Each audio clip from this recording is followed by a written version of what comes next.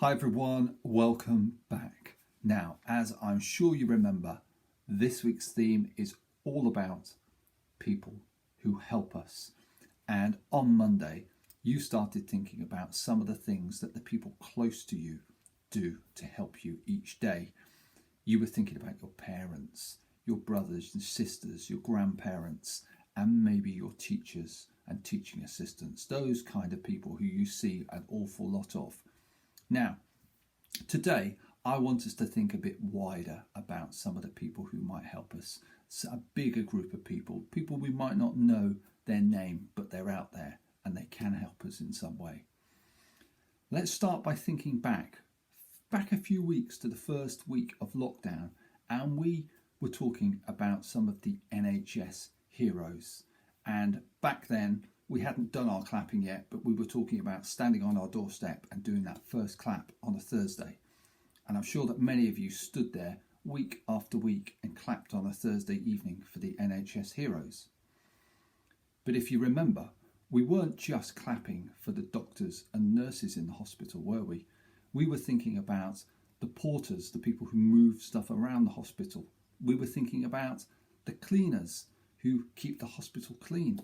We were thinking about people who deliver things to the hospital and people who work behind the scenes in the hospitals who you may never see, but without them, the doctors and the nurses can't do the great job that they do. Now that's one small example. If we think beyond the NHS, we've got other emergency services. We've got the fire service, haven't we? We've got the police service, and we've got the coast guards and the lifeguards who look after us. We've got people who clean the streets. We've got people who go out and empty our bins and take our recycling away. We've got people who make sure that food gets to the supermarkets so that we can go and buy it and we can eat. We've got people who drive lorries to get that stuff around.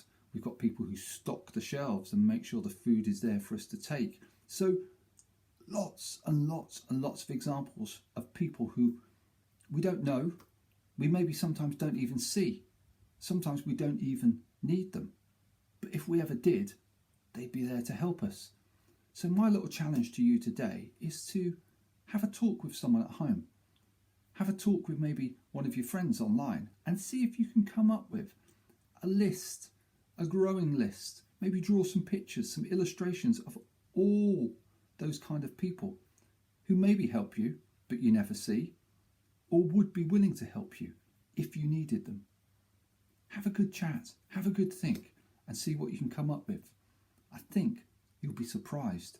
There's more people out there who want to help you than you can possibly dream up. So listen, have a great day. I look forward to seeing you tomorrow. Bye.